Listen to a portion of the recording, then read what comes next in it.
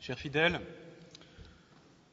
lorsque l'on cherche parmi les différents textes qui nous sont donnés par la liturgie dans une messe, quel est le texte principal, celui qui va nous donner en quelque sorte tout l'esprit de cette fête, dans lequel nous allons trouver la grâce que l'Église veut que nous demandions à l'Église, il nous faut ouvrir notre missel à l'oraison, qu'on appelle encore la collecte. C'est là qu'est résumé tout l'esprit d'une fête. D'ailleurs, les prêtres et les religieux qui sont tenus à l'office divin, à la récitation du bréviaire, récitent à toutes les heures de la journée cette prière.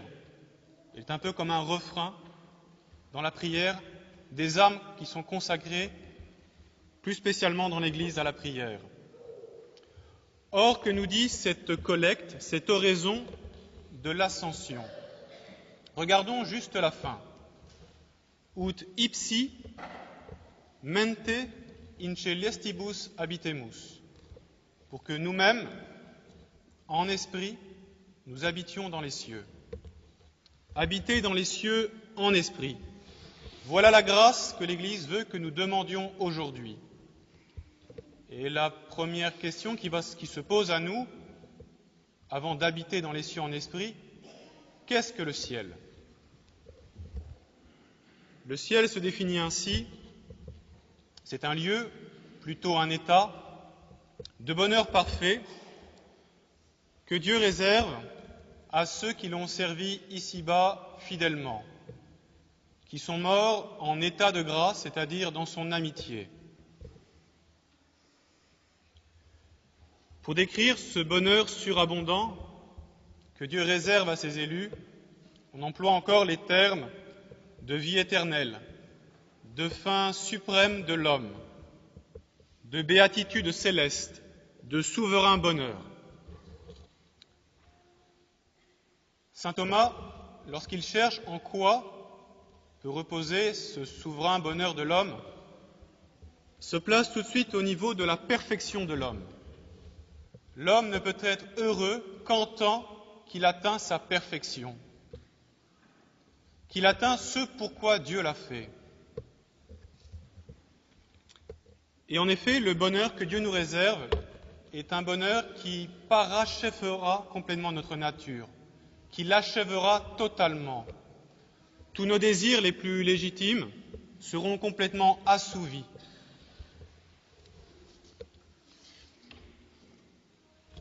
Saint Thomas, dans un deuxième temps, se pose ensuite la question « Quel bien va t'apporter ce bonheur parfait ?»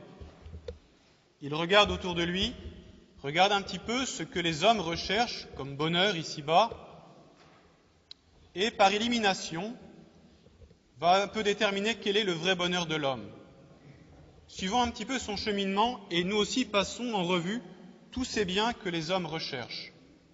Premièrement, les richesses, qu'elles soient naturelles, comme la nourriture, le logement, les biens d'ici-bas, ou encore artificielles, comme l'argent, la monnaie, ou tout ce qui permet de faire des échanges entre les hommes. D'ailleurs, un proverbe tiré de la Sainte Écriture dit bien que tout obéit à l'argent. Et l'histoire des siècles est là pour confirmer ce proverbe. Cependant, comme le remarque très justement saint Thomas, si dans les choses matérielles, en effet, tout obéit à l'argent, c'est uniquement pour ceux pour qui il n'y a que les choses matérielles qui comptent, et saint Thomas appelle ces gens-là des sots. Et il ajoute finement que les gens sensés ne règlent pas leur jugement sur celui des sots. Deuxième argument pour nous montrer que le bonheur n'est pas dans les richesses, c'est qu'on n'arrive jamais à satiété, on en veut toujours davantage. Les anciens païens avaient déjà noté cela, c'était auri sacra fames, cette soif détestable de l'or. Et puis le bon sens ajoute très justement, on n'a jamais vu un coffre-fort qui suivait un corbillard. Ce n'est donc pas dans les richesses que nous trouverons le bonheur. Il nous faut passer au bien suivant. Deuxième bien, les honneurs, la renommée, la gloire. Cependant, ce n'est pas encore là que nous trouverons le bonheur, car lorsque l'on donne des marques d'honneur à quelqu'un, c'est parce que l'on reconnaît en lui une certaine excellence dans un certain domaine. Mais ces marques d'honneur, si elles reconnaissent une excellence, elles ne la créent pas, elles ne la procurent pas. Et d'ailleurs, nous remarquons que très souvent, des marques d'honneur sont rendues à des gens qui ne les méritent pas, chez qui cette excellence n'existe pas. Pensons à toutes ces légions d'honneur qui sont distribuées à tort et à travers, ça n'a plus aucun sens. C'est ridicule. Troisième bien vers lequel il nous faut maintenant tourner nos regards, le pouvoir, l'exercice de l'autorité. Mais là encore, nous n'y trouverons pas le bonheur. L'autorité, l'exercice de l'autorité se définit comme un principe d'action. On est chef, non pas pour soi, mais pour les autres. C'est pour conduire les autres, les mettre en action vers une fin donnée, vers un but. Or, cette béatitude céleste à laquelle nous sommes appelés est un repos. Ce n'est pas une action. Et d'autre part, le pouvoir, nous le voyons très bien aujourd'hui, s'exerce tant dans le bien que dans le mal. Et la béatitude ne concerne que le bien. Il nous faut encore passer notre chemin. Ce n'est pas là que nous trouverons le bonheur. Nous venons de voir un petit peu tous les biens extérieurs à l'homme, les richesses, la gloire, le pouvoir. Il nous faut maintenant nous intéresser aux biens qui nous sont plus internes, ceux de notre corps et ceux de notre âme. Dans notre corps, nous pouvons distinguer deux biens, la santé et le plaisir. Commençons par la santé, auquel il faut ajouter la force physique et la beauté. Et bien sûr, si ce n'est pas une erreur de rechercher la santé de notre corps, c'est un bien appréciable qui nous permet de pratiquer beaucoup d'autres biens, c'est une erreur regrettable d'y mettre toute sa perfection. Toute notre perfection n'est pas dans notre corps. Il y a en nous un autre élément, notre âme, qui est très supérieur à notre corps et qui précisément nous distingue des animaux. Les gens qui ne recherchent que la perfection du corps sont un peu semblables à des animaux. Et d'ailleurs, que sert la santé du corps si l'on n'a pas la santé de l'âme, l'état de grâce? Que sert la force physique si l'on n'a pas cette force d'une volonté unie à Dieu? Et qu'est-ce que la beauté d'un corps comparée à la beauté d'une âme en état de grâce qui est revêtue de la beauté même de Dieu?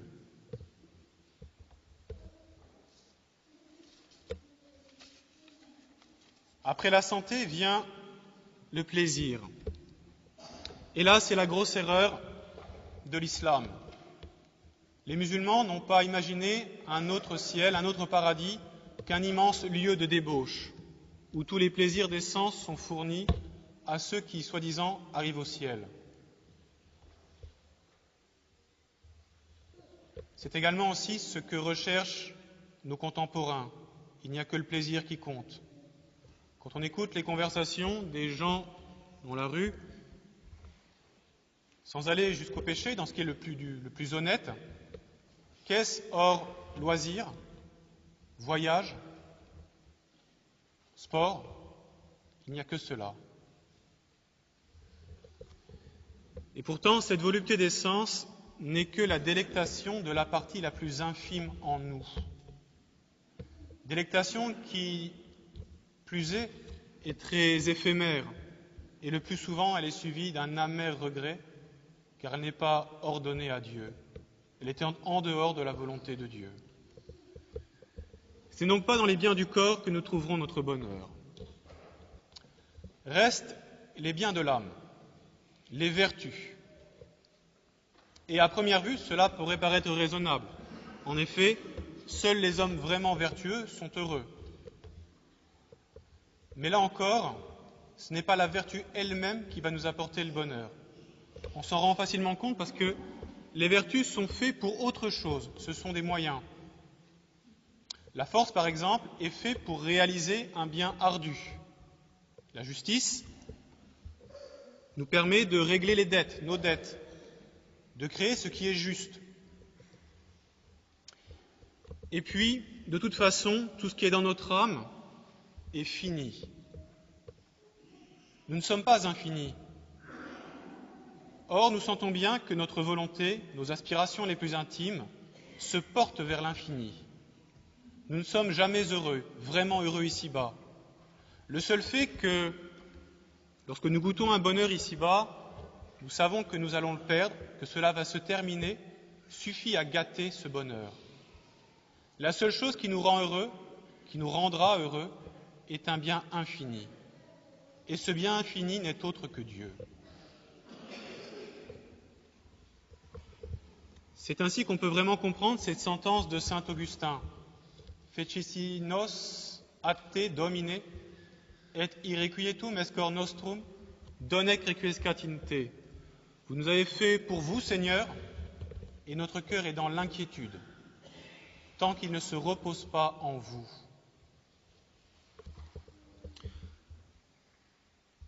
Maintenant que nous savons ce qu'est le ciel, Dieu, comment habiterons-nous dans le ciel ? Eh bien, de tout ce qui vient d'être dit, nous pouvons facilement conclure que habiter en esprit dans le ciel ici-bas consiste principalement dans un double mouvement. Premier mouvement, se détourner des créatures, aversio a creatura, aversio, une aversion, se détourner. Premier mouvement.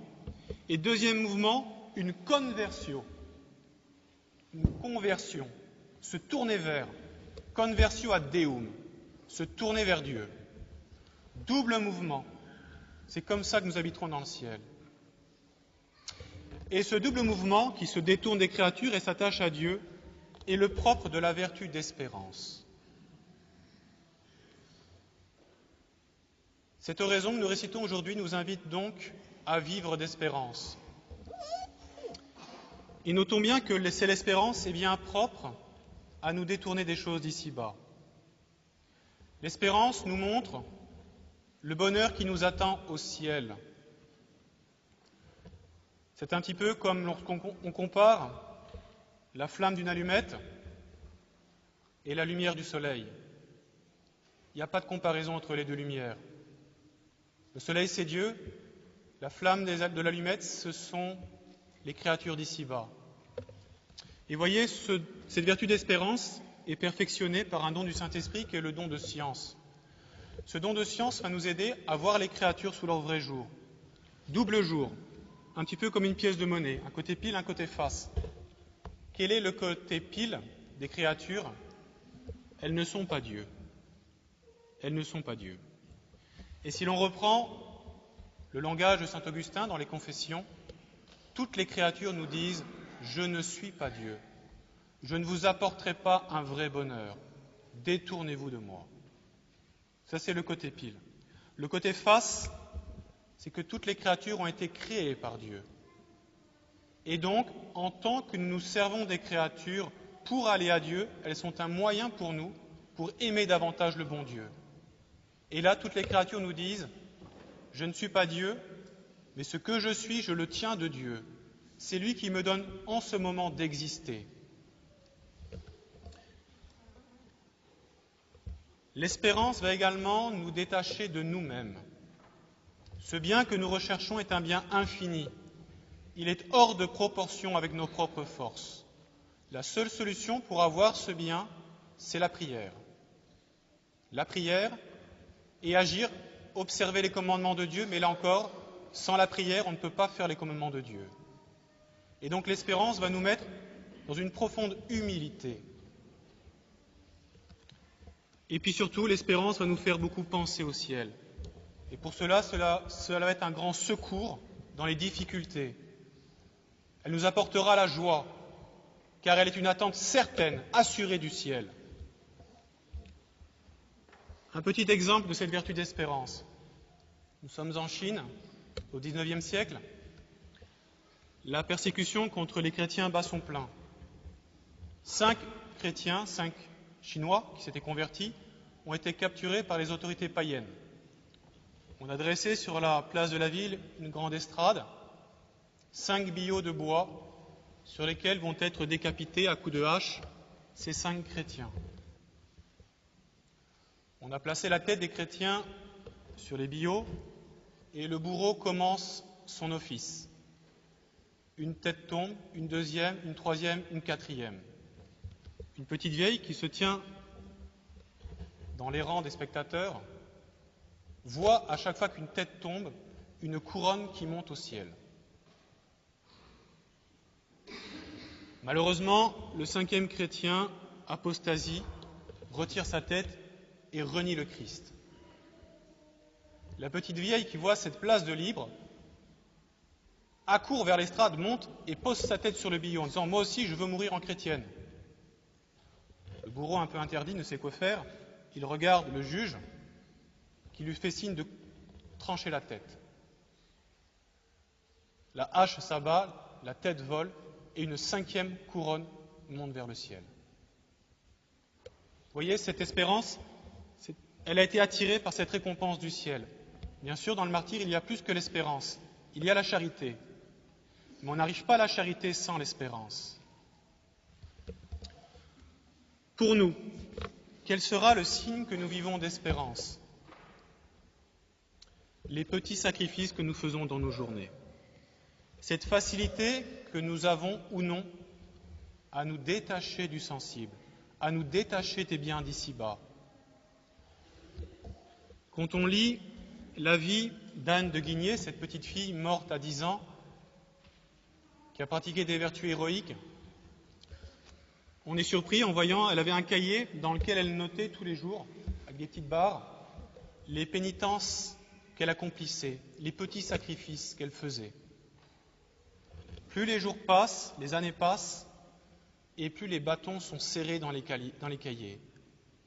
C'est des dizaines et des dizaines de bâtons qu'on voit chaque jour. Alors pour nous, la question qu'il faut nous poser, à quand remonte ma dernière pénitence? Combien de pénitences j'ai fait hier, avant-hier, ce mois-ci? Est-ce que j'ai à cœur de faire des petits sacrifices pour le bon Dieu, de me couper des choses d'ici-bas pour conquérir cette couronne au ciel que Dieu m'a préparée? Et voyez-vous, cette vertu d'espérance doit, dans notre vie, poser une hiérarchie. En premier, ma vie de prière. Ensuite, ma vie sacramentelle. Comment je reçois la communion. Comment je me confesse. Tous les combien. Mes lectures spirituelles. Les efforts que je fais pour acquérir telle ou telle vertu. Et c'est un petit peu à ça que l'on voit si l'on prend la route du ciel ou non. Ou bien alors, dans le cas contraire, est-ce que je suis en train de m'installer ici-bas, de chercher mon bonheur dans les créatures qui ne peuvent me donner mon vrai bonheur?